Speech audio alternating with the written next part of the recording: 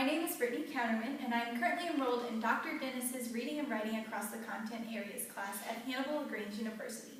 In this class, we are taught different reading and writing strategies to help teach our students to understand the text within our content areas. My content area is English education in the secondary school.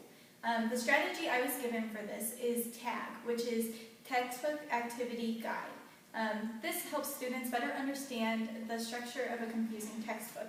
And I think as students, we've all been there where we have a textbook and it just has so much information, it's hard for us to decide what is important and what is not important.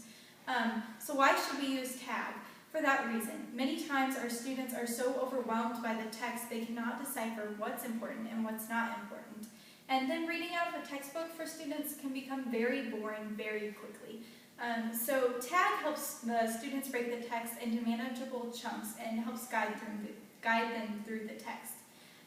So how is this different? This strategy is different than traditional study guides because the tasks given help the students not only process the information, but it also helps the students learn the information within the text. Within my structure, or within my content area, the way I would use this would be the same way almost everyone would use it because I do have English. Some examples of codes that are within TAG include P, which is for predict.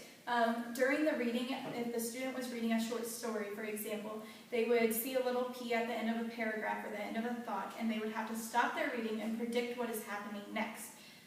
So that is really great for an English class because you are trying to figure out what's going to happen next in the story.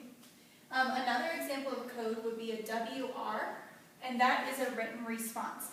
This can be anything from like a couple of bullet points to a whole paragraph or even an essay for the students to write. And one of my favorite ones, though, is a DP, and that stands for discuss with partner. So this could include predicting, it could include a written response. The student would complete a task, they would complete their reading, and then turn and pair and share. And that is really great for students because it helps them not only organize their own thoughts, but learn what students within their class are thinking too. And then another very important thing that could be a code is a GO, and that stands for a graphic organizer.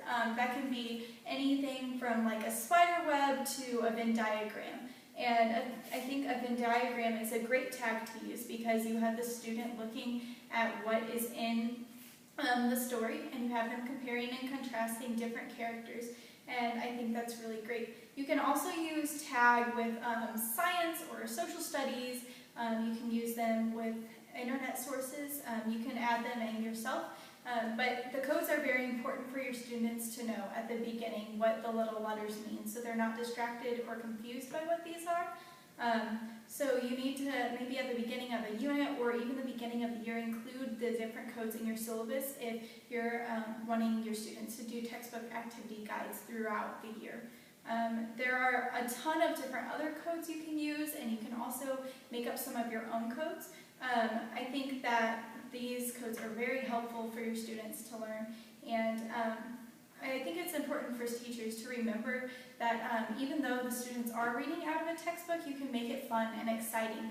And tags don't all have to be written responses or just sitting still in their seat. They can be getting up and moving around and anything like that. So I think it's awesome, also really cool because it helps students to be able to break their text into different pieces, and it's really great. So thank you.